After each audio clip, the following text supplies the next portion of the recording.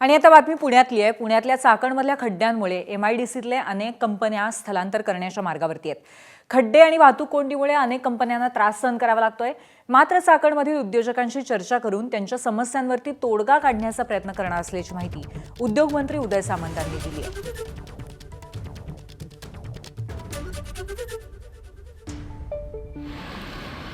चाकणसाठी माझ्या माहितीप्रमाणे 100 ते 150 कोटी रुपयाची रस्त्याची प्रोव्हिजन ऑलरेडी परवा मागच्या बैठकीमध्ये केलेली आहे।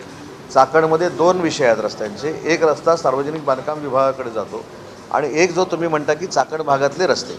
चाकण भागातले जे रस्ते आहेत त्याच्यासाठी पैसे मंजूर करून मी दिलेले आहेत। आता सार्वजनिक बांधकाम विभागाकडनं 6 लेनचा जो म्हणजे ट्रॅफिकचा जो विषय आहे त्याच्यासाठी 6 लेन जो होतोय त्याच्यासाठी TDRची आणि प्रोव्हिजन करायची होती। TDRचा नियम त्याच्यामध्ये आणायचा होता।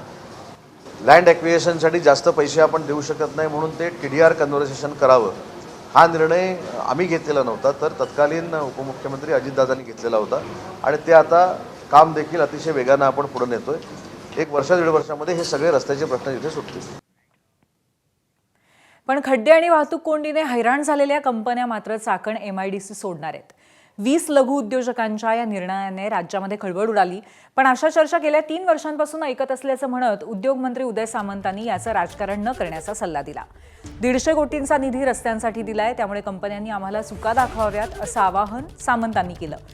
त्यानंतरही चाकण एमआयडीसीतल्या 20 कंपन्या बंद करणार असल्याचं आणि खंडाळा एमआयडीसीमध्ये स्थलांतरित होणार असल्याची लघु उद्योजकांनी ठाम भूमिका घेतली आहे। उद्योग मंत्र्यांनी बोलवलं तर सर्व चुका दाखवू अशीही लघु उद्योजकांनी तयारी दाखवली आहे। पण मी वारंवार हा एक मुद्दा सांगतो आहे की त्याच्या पलीकडे जाऊन PMRDचे रस्ते आहेत। म्हणजे आता आमचं युनिट जर का म्हणाल तर आमचं PMRD मध्ये आहे। आमच्या इकडे रस्त्यांची अवस्था म्हणजे खराब आहे। त्याच्या पलीकडे कचऱ्याच्या समस्या आहेत, MSRDCचे रस्ते आहेत, NHAIचा रस्ता आहे। ह्या रस्त्यांकडे लक्ष दिलं जात नाही। ह्या रस्त्यांवर प्रचंड प्रमाणामध्ये खड्डे पडलेले आहेत आणि ज्या ठिकाणी रस्ते झाले त्या ठिकाणी ट्रॅफिक स्मूथ आणि नंतर जाऊन बॉटलनेक, त्या ठिकाणी परत ट्रॅफिक थांबतं। ज्या ठिकाणी अर्धा तास लागायचा त्या ठिकाणी 1.5 तास 2 तास मर्यादाच राहिलेली नाही। तर आमचं म्हणणं आहे की ह्या सगळ्या एजन्सीजना एकत्र आणा। एक नोडल एजन्सी कोणीतरी पाहिजे की ज्यांच्याकडे गेल्यानंतर हा प्रश्न सुटेल, तसं कोणी नाही आहे। तर ही गोष्ट कळावी ही माझी विनंती आहे। ABP माझा, उघडा डोळे बघा नीट।